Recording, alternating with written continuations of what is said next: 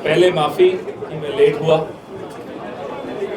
एक कारण ये था कि हवाई जहाज लेट उड़ा और दूसरा कारण यह हालत खराब है इस स्टेट। मैं अभी रास्ते में देख रहा था और गिन भी रहा था, बड़ी बड़ी होर्डिंग्स मैंने देखी। तो मैंने हमारे अमन सिंगला जी बैठे हैं, इनसे पूछा ये एक होर्डिंग कितने की होगी? बोले 1 लाख 1.5 लाख की होगी। मैंने कहा ये पैसा कहाँ से आ रहा? तो जवाब में हंस दिए, मुस्कुरा दिए। मैं दिल्ली से आ रहा हूं। दिल्ली में जो ठगी की दुकान बंद हुई उसका नुकसान पंजाब को बहुत हुआ। दिल्ली को तो फायदा हुआ कि वो ठगी की दुकान बंद हुई, लेकिन पंजाब पर प्रेशर बढ़ गया, वजन बढ़ गया, बर्डन बढ़ गया। पंजाब में आप लोगों ने, आप लोग मतलब पंजाब के लोगों ने आम आदमी पार्टी या आपकी सरकार चुनी। सरकार का जो मुखिया है सिर्फ नाम भर का मुखिया है। हम तो बचपन से भगत सिंह का नाम पढ़ पढ़ के बड़े हुए हम सब। पगड़ी का रंग उन्होंने भगत सिंह जी वाला रखा, लेकिन पंजाब की इज्जत, पंजाब का सम्मान दिल्ली दरबार के आगे झुक झुक कर खत्म करने की साजिश है। क्या आपको इसलिए चुना था कि आप हुकुम हुजूरी बजाएं दिल्ली की, दिल्ली दरबार की? पंजाब का पैसा केजरीवाल को हेलीकॉप्टर में घुमाने के लिए, हवाई जहाज में घुमाने के लिए, जेड सिक्योरिटी दिलवाने के लिए, क्या इसलिए था? पंजाब तो कर्ज के तले दब रहा है और वो साहब कभी गुजरात घूमने चले जाते हैं पंजाब के हवाई जहाज में, कभी कहीं और घूम रहे होते हैं। पैसा किसका? पंजाब का पैसा।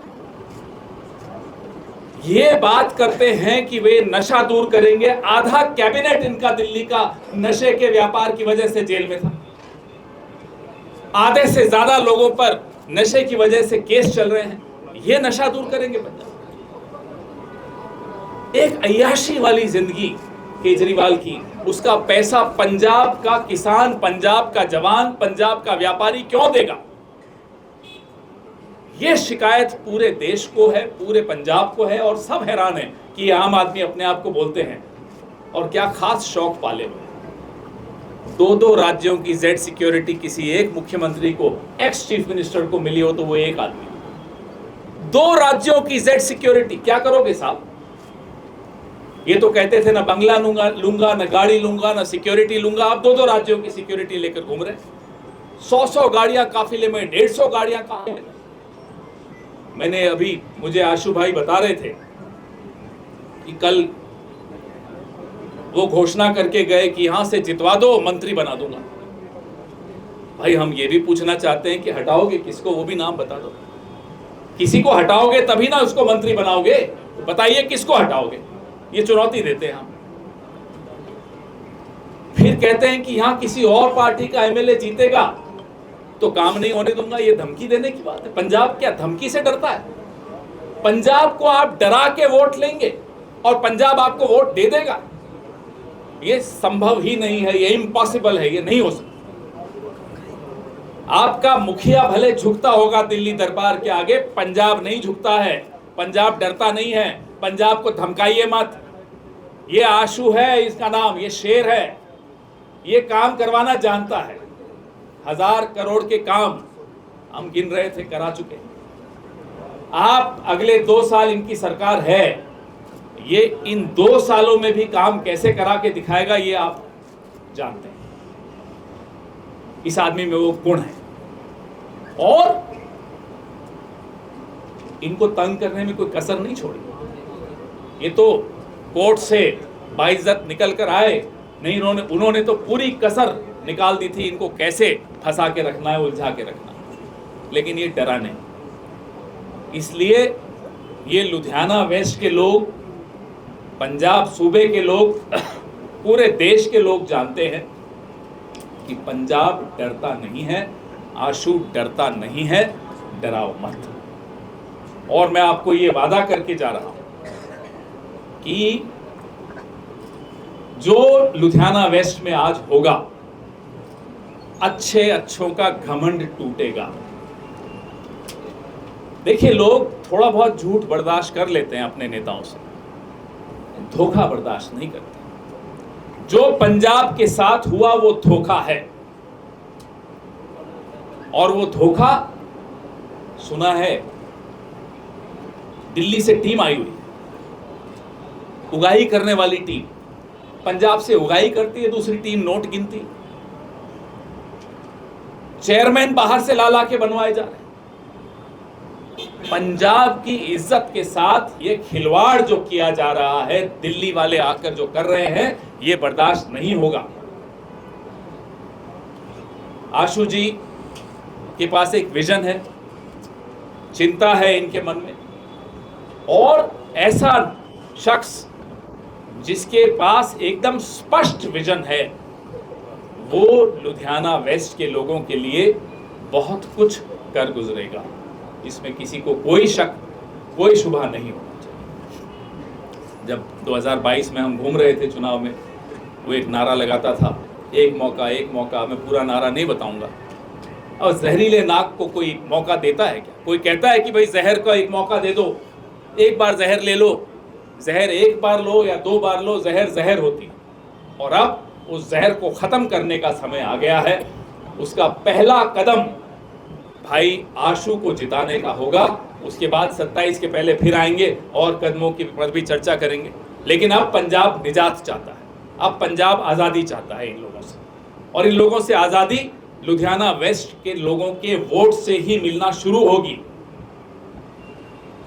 पंजाब की जो हालत है, नौजवान की जो हालत है, किसान की हालत, व्यापारी की हालत, कोई चिंता नहीं इन लोगों। पिछले 3 सालों से लगता ही नहीं है कि पंजाब का कोई बड़ी वारिस है, कोई नहीं लगता। छोड़ दिया पंजाब को दिल्ली वालों के भरोसे। अब आपके सवाल, क्योंकि आप भी लेट हो रहे हैं, सवाल पूछिए फिर आगे। उन्होंने कहा कि इनके पास कोई मुद्दा नहीं, बार यही बात कह रहे हैं कि ये दिल्ली से है, यहाँ रहना चाहते हैं, बार यही बात होता है। अब आपको मैं नाम भी बताऊं, दिल्ली से एक आदमी इनकी एक महिला नेता को मारपीट करके यहां आकर बैठ गया या नहीं बैठ गया? सब जानते हैं उसका नाम। कहां से किस राज्य से लाकर यहां लोग बैठाए जा रहे हैं, तो इसका जवाब देना पहले। ये बोलने से थोड़ा ही काम चल जाएगा कि इनके पास मुद्दा। हमारे पास बहुत मुद्दे हैं। पंजाब का एक व्यक्ति का, एक शख्स का मुद्दा हमारा मुद्दा है, किसान का मुद्दा हमारा मुद्दा है, व्यापारी का मुद्दा हमारा मुद्दा है, बेरोजगार नौजवान का मुद्दा हमारा मुद्दा है, लॉ एंड ऑर्डर का मुद्दा हमारा मुद्दा है। आज नशे की क्या हालत है, ड्रग्स की क्या हालत है, ये मुद्दा नहीं है क्या? और इन मुद्दों पर इनका ध्यान इसलिए नहीं जाता कि ये दिन भर उगाही के काम में लगे हुए हैं, दिल्ली दरबार के आगे झुकने में लगे हुए हैं, दिल्ली वालों के सामने सरेंडर करके बैठे हैं। पूरा हिसाब किताब सबके पास है। ये 100-150 गाड़ियों के काफिले क्यों घूम रहे हैं? ये Z+ सिक्योरिटी किसके पैसे से मिल रही है केजरीवाल को? इसका जवाब देना उन मंत्रियों को कहिए। मंत्री तो बेचारा बोलेगा, अभी डरा भी हुआ है, उसको लगता है पता नहीं कौन सा मंत्री हटेगा, बोल दिया भाई इसको बना देंगे। एक आदमी राज्यसभा से में बैठा है, उसको करने दीजिए जो वहां कर रहा है। कहते हैं कि साहब कोई और पार्टी का आएगा तो काम नहीं होगा, तो दिल्ली में जितने आपके एमएलए उनको कहिए इस्तीफा दे दीजिए। ये क्या लॉजिक है जी? डू यू थिंक कि अगर ये चीज पॉसिबल, अगर वो जीतते हैं 2027 देख रहे हैं, तो Delhi people will entirely hijack और कैप्चर पंजाब, अगर इसी वे में चलते रहे? नहीं, जीते तो चांस नहीं है, और कैप्चर हो चुका है। कैप्चर में कोई कमी नहीं छोड़ी गई, पूरा कैप्चर हो चुका है। जो दिल्ली में इस बार गाड़ियां भी पकड़ी गई चुनाव में, पंजाब नंबर की गाड़ियों में पैसे पकड़े जा रहे थे, तो कैप्चर में कोई कमी नहीं छोड़ी है। गुजरात तक में जो पैसा पिछले इलेक्शन में लगा और जो अभी बाई इलेक्शन में लग रहा है, पंजाब से जा रहा है। तो कैप्चर आपको लगता है कि आने वाले दिनों में होगा, तो गलत सोच रही हैं आप। कैप्चर हो चुका है, पूरी तरह से हो चुका है। भगवंत मान एक मुखौटा है, असली चेहरा पीछे वही है केजरीवाल। जो खुद आकर बोलता है कि मैं मंत्री बना दूंगा। भाई तुम कौन हो? यहाँ एक राज्य, सूबे की एक सरकार है, सूबे का एक मुखिया बनाया हुआ है आपने, तो उससे कोई बात ही नहीं, सीधा केजरीवाल मंत्री बना देगा। सर राहुल गांधी जी आए थे, कहीं ना कहीं उन्होंने ये कहा है कि अब जो आगे प्रचार होगा वो एकता के अनुसार होगा। कहीं ना कहीं तालमेल की अभी भी कमी लग रही है। जो पंजाब प्रधान है वो कहीं ना कहीं आपसे दूरियां बनाए रखेगा। भाई मेरे को मालूम है कि वो उस दिन नॉमिनेशन में आए, मुझे ये भी मालूम है कि आने वाले दिनों में भी आएंगे। अब पार्टी में सब अलग अलग कामों में लगे हुए हैं। मेरा काम तो ये नहीं है जो मैं कर रहा हूँ, लेकिन मेरे को ड्यूटी दी तो आऊँगा ना, तो सबको ड्यूटी दी जाती है। आने वाले दिनों में आपको सब दिखेंगे। सर यही बात एमपी रवनीत बिट्टू ने बोली है कि जो कांग्रेस है उनको वोट मत डालो, उनकी पार्टी में क्लेश है, अगर वोट डालोगे आपके घर में क्लेश पड़ जाएगा। 2 साल पहले कुछ और बोलते थे, 2 साल बाद फिर कुछ और बोलेंगे। उनकी बातों को मत आप सीरियसली लो। Thank you. बड़े कम सवाल पूछते हो आप लोग, अच्छे लोग हो।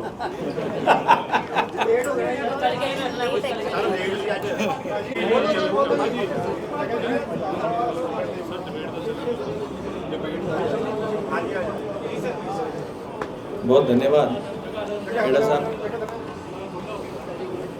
जनरली मैं इंटरेक्ट बहुत कम करता हूँ पत्रकारों से, पर आज खेड़ा साहब ने बोला है, साहब इलेक्शन तो बन चुका, लोगों का मन तो बन चुका, अब घबराहट है जो सामने आ रही है। ये घबराहट ही है कि वो हमारे वर्करों के ऊपर पर्चे दे रहे हैं, हमारे वर्करों को उठा रहे हैं, ले जा रहे हैं। ये घबराहट ही है उनकी भी, खुद ही समन भेजते हैं और बाद में अपना एसएसपी सस्पेंड करते हैं। ये घबराहट है उनकी भी, आज जैसा माहौल बन चुका है उनके हाथ से निकलता जा रहा है। सब लोग जानते हैं यहाँ के मुद्दे क्या हैं, जितने मुद्दे हैं उनकी तरफ से ध्यान हटा के किसी और की तरफ ले जाना चाहते हैं। जो मुद्दे बने भी हैं वो इसी कारण बने हैं कि जो पंजाब वाले हैं वो यहाँ गवर्नेंस नहीं दे रहे, गवर्नेंस बाहर से आ रही है। जिनको पंजाबियों की यहाँ पता ही नहीं तकलीफ़ें क्या है, तो वो उनको दूर कैसे करें। बेसिकली यही चीज़ है। यहाँ अगर लॉ एंड ऑर्डर है, लोएस्ट लेवल पे है, ड्रग आपके सामने है, अभी 31 मई को हम ख़त्म कर देंगे, सारा पंजाब नशा मुक्त हो जाएगा, ऐसी बात एक इवेंट क्रिएट करते हैं और 1 महीना आपको काम पे लगा के रखते हैं, आपको भी। तो उसके बाद 1 महीने बाद आप भी नहीं पूछते भी ये हुआ क्यों नहीं। उनसे पूछना चाहिए था 1 जून को क्या हुआ। सारे एसएसपी सस्पेंड होने थे, हो गए, नशा ख़त्म हो गया। रोज़ अखबारों में, अभी बठिंडा में हो गया, रोज़ नशा से लड़के मरते जा रहे हैं, हमारी जवानी खत्म हो रही है। क्या ये मुद्दा नहीं है? क्या ये मुद्दा नहीं है भाई? यहाँ के जितने डिपार्टमेंट आज तकरीबन बंद हो चुके हैं, क्या ये मुद्दा नहीं है भी? आज लुधियाना का डीटीओ ऑफिस काम नहीं कर रहा, ये मुद्दा नहीं है भी? 6-6 महीने गाड़ियों की आरसी नहीं मिल रही और जहाँ ड्राइविंग लाइसेंस रिन्यू नहीं हो रही, क्या ये मुद्दा नहीं है? बिजली बोर्ड की पोजीशन क्या है? अगर इलेक्शन है तब भी बिजली नहीं मिल रही, ये मुद्दा नहीं है? तो 19 के बाद क्या होगा? पर हो क्या रहा है भाई? हम पैच लगवा रहे हैं, हम फॉगिंग करवा रहे हैं, हम सफाई करवा रहे हैं। ऐसे मुद्दों के ऊपर से ध्यान हटाना उनका काम है। हमारा बिल्कुल फोकस है अभी पंजाब के हाथ से, पंजाब की जो हुकूमत है वो निकल गई। और हम जो खेड़ा साहब ने बोला है, आज पंजाब की जनता इनकी जो बाहर वालों की गुलामी से आज़ादी चाहती है, और वही इलेक्शन का मेन मुद्दा है। आशु जी लगातार ਤੁਸੀਂ ਜਿਹੜਾ ਕੰਪੇਨ ਕਰਨ ਜਾ ਰਹੇ ਹੋ, ਲੋਕ ਜਿਹੜੇ ਆ ਤੁਹਾਨੂੰ ਕਿਸ ਤਰ੍ਹਾਂ ਦੀਆਂ ਸਮੱਸਿਆਵਾਂ ਦੱਸ ਰਹੇ ਆ ਇਸ ਟਾਈਮ ਦੇ ਵਿੱਚ? ਲੋਕਾਂ ਨੇ ਸਮੱਸਿਆਵਾਂ ਤਾਂ ਦੱਸਣੀਆਂ ਜੇ ਮੈਨੂੰ ਪਤਾ ਨਾ ਹੋਣ ਸਾਹਬ। ਸਮੱਸਿਆਵਾਂ ਦਾ ਤਾਂ ਅੰਬਾਰ ਲੱਗਿਆ ਪਿਆ, ਔਰ ਸਮੱਸਿਆ ਦੀ ਜੜ ਇਹ ਹੈ ਜਿਹੜਾ ਬਾਹਰੋਂ ਆਇਆ ਹੋਇਆ, ਔਰ ਇਹ ਇਲੈਕਸ਼ਨ ਵੀ ਉਹਦੇ ਹੈ। ਸੰਜੀਵਤਾ, ਜਿੱਦਾਂ ਮਾਨ ਸਾਹਿਬ ਬਾਰੇ ਖੇੜਾ ਸਾਹਿਬ ਨੇ ਕਿਹਾ, ਮੈਂ ਸੰਜੀਵਤਾ ਇੱਥੇ ਚਿਹਰਾ ਹੈ, ਪਿੱਛੇ ਏਜੰਡਾ ਕੀ ਹੈ? ਉਹ ਜਦੋਂ 3-3.5 ਸਾਲ ਪਹਿਲਾਂ, 3.5 ਮਹੀਨੇ ਪਹਿਲਾਂ ਕੈਂਡੀਡੇਟ ਅਨਾਉਂਸ ਕਰਿਆ ਸੀ, ਲੋਕ ਉਦੋਂ ਹੀ ਸਮਝ ਗਏ ਸੀ। ਆਸ਼ੂ ਜੀ, ਇੱਕ 19 ਤਰੀਕ ਨੂੰ VOTING ਹੋਣੀ ਹੈ, 20 ਤਰੀਕ ਨੂੰ ਮੰਤਰੀ ਬਣਾਉਣ ਦੀ ਗੱਲ ਕਰ ਰਹੇ ਆ, ਜਦਕਿ ਰਿਜ਼ਲਟ ਤਾਂ 23 ਸਾਹਬ ਕੌਣ ਰੋਕਦਾ ਸੀਗਾ? ਫਰਵਰੀ ਤੋਂ ਹੁਣ ਤੱਕ ਕਿਉਂ ਵਿਚਾਰੇ ਨੂੰ ਸੜਕੋ ਸੜਕੀ ਕੀਤਾ ਹੋਇਆ? ਬਣਾ ਦਿੰਦੇ ਨਾ ਮੰਤਰੀ, ਕਿਉਂ ਰੋਕਿਆ ਹੋਇਆ ਉਹਨਾਂ ਨੂੰ? ਹੁਣ ਵੀ ਲੋਕਾਂ ਨੂੰ ਇੱਕ ਹੋਰ ਝੂਠ ਦੇ ਕੇ ਜਾ ਰਹੇ ਆ ਵੀ ਮੈਂ 20 ਨੂੰ ਬਣਾਉਂਗਾ। ਉਦੋਂ ਸੁਣਦੇ ਸੀ ਮੰਤਰੀ ਬਣਾ ਰਹੇ ਆ, ਸੌਦਾ ਨਹੀਂ ਬਣਿਆ ਡਿਪਟੀ ਮੁੱਖ ਮੰਤਰੀ ਬਣਾ ਰਹੇ ਆ, ਹੁਣ ਕੱਲੇ ਮੰਤਰੀ ਤੇ ਕਿਉਂ ਆ ਗਏ? ਕੀ ਉਹਦੇ ਅੰਦਰ ਦੀ ਕੰਸੀਡਰੇਸ਼ਨ ਹੈ ਜਿਹੜੀ ਪੂਰੀ ਨਹੀਂ ਹੋ ਰਹੀ? ਤੁਸੀਂ ਹੀ ਸਾਰਿਆਂ ਨੇ ਆਪਣੇ ਚੈਨਲਾਂ ਤੇ ਚਲਾਇਆ, ਸਾਰਿਆਂ ਨੇ ਅਖਬਾਰਾਂ 'ਚ ਲਿਖਿਆ ਵੀ ਹੁਣ ਉਹਨਾਂ ਨੂੰ ਉਪ ਮੁੱਖ ਮੰਤਰੀ ਬਣਾ ਰਹੇ ਆ, ਹੁਣ ਕੱਲ ਵਿਚਾਰਿਆਂ ਨੂੰ ਫਿਰ ਮੰਤਰੀ ਤੇ ਲੈ ਆਏ। ਹਾਂਜੀ ਸਰ, ਬਣ ਸਕਦਾ ਕਿ ਨਹੀਂ ਬਣ ਸਕਦਾ ਉਹਨਾਂ ਨੂੰ ਪੁੱਛਿਓ, ਪਰ ਰੋਕ ਕੌਣ ਰਿਹਾ ਹੈ? ਬਣਾਓ ਤੇ ਉਹਨਾਂ ਤੋਂ ਅਗਰ ਉਹ ਪਾਰਟੀ ਦੇ ਬੜੇ ਲਾਇਲ ਨੇ, ਲਾਇਲ ਵਲੰਟੀਅਰ ਨੇ, ਆਪਣੇ ਸੁਪਰੀਮੋ ਲਈ ਦੇ ਦੇਣਾ ਅਸਤੀਫਾ। ਉਹ ਸਾਹਿਬ ਮੈਂ ਤਾਂ ਅੱਜ ਤੋਂ 1.5 ਮਹੀਨਾ ਪਹਿਲਾਂ ਕਿਹਾ ਸੀਗਾ ਵੀ ਅਸਤੀਫਾ ਦੇ ਕੇ ਇਲੈਕਸ਼ਨ ਲੜਨ, ਮੰਤਰੀ ਬਣਨ, ਅਸਤੀਫਾ ਦੇਣ, ਇਲੈਕਸ਼ਨ ਲੜਨ, क्यों नहीं देते अस्तीफा? हिम्मत दिखानी चाहिए, हिम्मत दिखानी चाहिए सर। Thank you. क्या उजागर किया है संजीव वर्मा जी के खिलाफ, आप क्या कहेंगे, आपकी प्रतिक्रिया क्या है? इंडिविजुअल मैं कोई किसी पे अटैक नहीं करूंगा। सरकार स्कैम है तो बीजेपी वालों ने बताया, अभी मैं किसी के ऊपर इंडिविजुअली कोई अटैक नहीं करूंगा। मेरे ऊपर अटैक हो रहे हैं, होने दो। कल दिन में आप लोगों ने सबने देखी है रैली, सुबह वो शुरू आशू से किया और आखिर आशू तक था, तो मैं तो सह रहा हूँ साहब। It's Ashu versus Kejriwal. It's public versus Kejriwal. Very good.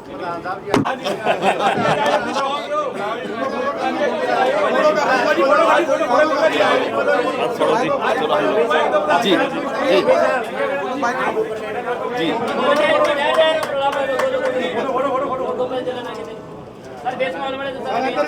हाँ जी हाँ जी